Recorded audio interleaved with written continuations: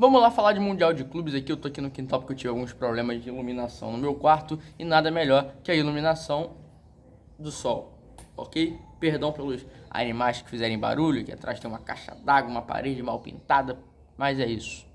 Isso é televisão. Não é televisão. Mas vamos lá. Antes de começar, curte, compartilha, se inscreva no canal, ative o sininho, deixe seu like. Falei tudo, falei. Vamos lá. O Manchester City é campeão mundial em cima do Fluminense. Todo mundo achou que o Fluminense tinha alguma chance, mas o favoritismo sempre foi do Manchester City. E esse favoritismo se provou. E o Manchester City é campeão mundial na última edição de Mundial de Clubes nesse formato. Agora vai ser com o Vasco 32 clubes no ano de 2025. 2025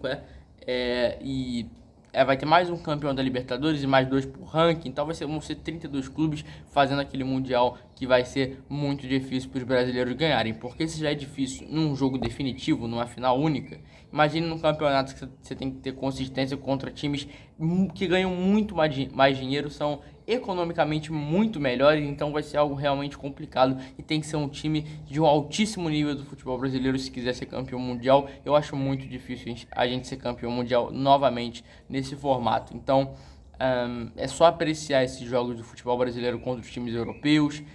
O time que dá trabalho a gente elogia, a gente fala bem, mas eu acho que ganhar não vai ser o caso e não é culpa nossa. Não é culpa nossa. A gente tem o Campeonato Brasileiro é uma das melhores ligas do mundo, o nível técnico é altíssimo. Porém a Premier League, porém a La Liga, porém até a Ligue 1, a Bundesliga principalmente, são melhores por causa que aqui a gente recebe em real.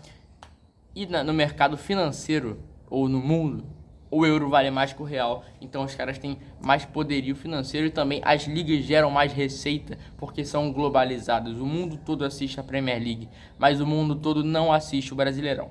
Mas voltando ao Mundial, eu acho que o Fluminense jogou muito bem quando o jogo estava vivo. Cachorro latindo aqui enlouquecido. Perdão aí, mas eu vou continuar falando. O jogo estava vivo até o 2-0. Quando fez 3, acabou o jogo.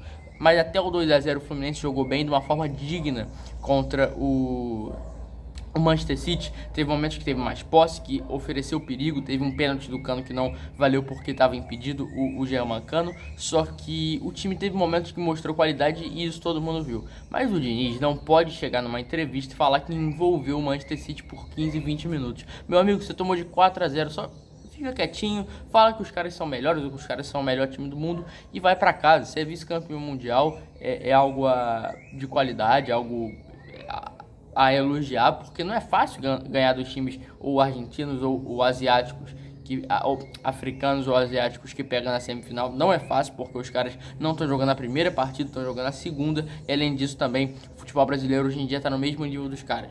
Do Al-Ahly, os bons times do Brasil estão no mesmo nível do Al-Ahly, estão no mesmo nível, o Ural Reds não, mas estão no mesmo time de alguns do Al Jazeera, que também jogou um tempo atrás, desses times africanos e de alguns times também da Arábia. É esse o nível do futebol brasileiro e a gente tem que aceitar e ver que a Liga Brasileira é muito boa, mas um time em si contra um time europeu já fica muito discrepante essa diferença de qualidades, então acaba complicando. Vamos aos destaques do jogo. Eu acho que o Fluminense, tem muita gente que fala que ataca bem e defende mal. Eu não acho. Eu acho que o Fluminense ataca bem e defende bem. Obviamente o ataque é o melhor setor desse time do Fluminense, mas é um bom time. Eu gosto da defesa particularmente porque Samuel Xavier fazendo a temporada da vida, Nino fazendo a temporada da vida, agora provavelmente vai pro Nottingham Forest. O Felipe Melo com 40 anos jogando em bom nível. O jogo dele contra o Al-Ahly foi perfeito, não bota um ponto, não bota uma vírgula, foi perfeito, atuação muito boa do Felipe Melo, alguns passes de doido, mas não são passes de doido, é algo treinado pelo Diniz, que merece aplauso, chegou na seleção brasileira merecidamente. Eu não acho que o estilo de jogo dele é da seleção brasileira, eu não seria a minha escolha para treinador, até interino mesmo, só que no sentido de mérito ele mereceu ir. É um cara que estava fazendo por onde, um treinador diferente dos outros. Eu não chamaria por causa que o estilo de jogo dele não é o meu. Se eu fosse um treinador, o meu time não jogaria no jeito do Diniz. Mas isso não é demérito do Diniz. Cada treinador, cada pessoa com a sua ideologia e filosofia de futebol. E o Diniz tem a dele, que é algo que quando dá certo, quando o Fluminense joga bem, é muito bom. O time joga muito bem, troca bola, tem posse de bola, cruzamentos, gols. É uma qualidade técnica também. O Ganso quebrando as linhas, então é um time que tem qualidade. Mas quando não dá certo, é um desastre. Não só porque o Manchester City é um time melhor, mas também porque o Fluminense ele se frustra. Quando ele tenta e não consegue, aí tenta de novo, é afobado, e o Marcelo erra um passe. Aí o Ganso perde a bola, o John Arias sai correndo, rifa a bola. O Felipe Melo dá chutão lá de trás. Então quando o Fluminense não consegue agir, fazer um gol, fazer algo que realmente ofereça perigo, ele se frustra. Ele começa a errar chute, fazer um monte de coisa. Então esse é o ponto negativo do Fluminense. E o ponto positivo é que quando joga bem, quando consegue ser superior ao adversário, o Fluminense oferece muito perigo ao time adversário. Mas não foi o caso, porque o Manchester City é um time muito superior. E isso não é nenhum demérito do Fluminense. E eu digo, o Fluminense não foi derrotado, o Fluminense foi vencido. O Fluminense não perdeu, foi sim vencido. Um time muito bom e de qualidade, o Julian Álvares. E olha que estava sem o Haaland e sem o De Bruyne e também o Jeremy Doku. São 3 jogadores muito bons. Então, estavam fora do time. Imagine com esses. Acho que teriam sido mais gols. E até porque não é fácil uma zaga marcar o Haaland, ainda mais. Eu acho que Nino e Fluminense Nino e Felipe Melo não são as melhores características de um zagueiro para marcar o Haaland, até porque eles não são tão altos assim, não são tão fortes para marcar um cara como Erling Haaland. O Manchester City é o campeão mundial com muito mérito. O Fluminense fez uma partida digna, mas isso prova cada vez mais a diferença e quão longe o futebol brasileiro está dos europeus. Eu acho que o Fluminense teve momentos de bom futebol, mas o Diniz não pode chegar numa entrevista e falar que jogou melhor e que envolveu o Manchester City por 20 minutos. Meu amigo, o que importa é o resultado final. O que importa é se você ganhou ou não. Se você tomou de 4-0, você não envolveu ninguém. Ninguém. Isso não é demérito do Fluminense. Entendam. O Manchester City é o melhor time do mundo. Esse time que envolveu o Fluminense ontem, né, que eu tô gravando no dia seguinte, hoje é sábado, eu acho que é.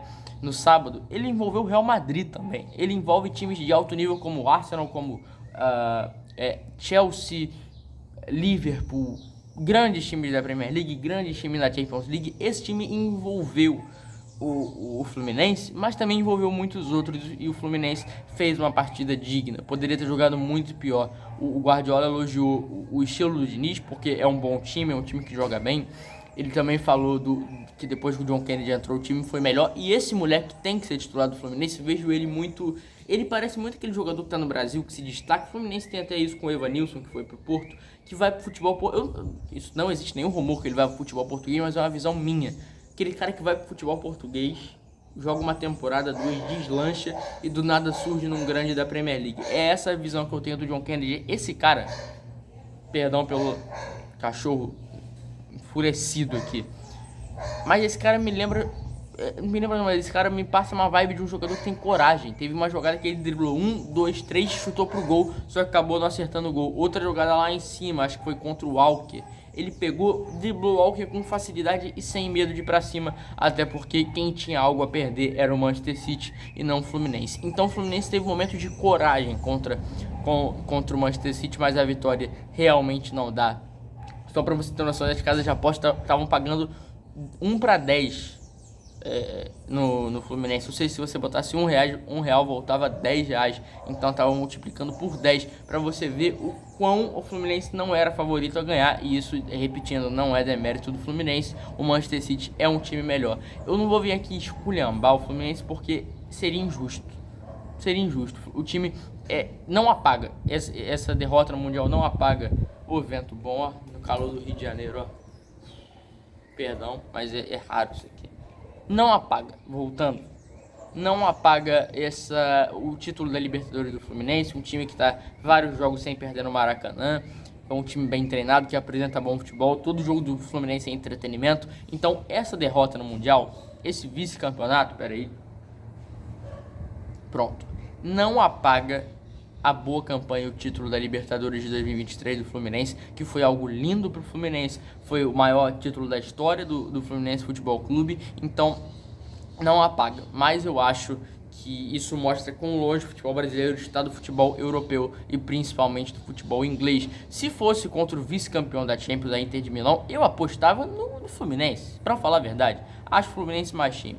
Mas é isso, se inscreva no canal, ative o sininho, deixe seu like, compartilhe com seus amigos esse vídeo. O Fluminense pode não ter ganhado, mas bota o futebol brasileiro num patamar bom, mostra que a gente tem um bom nível de futebol, mesmo tomando de 4-0, mostra que o futebol brasileiro tem qualidade, a Liga Brasileira é muito boa. E é isso, até a próxima e tchau, tchau.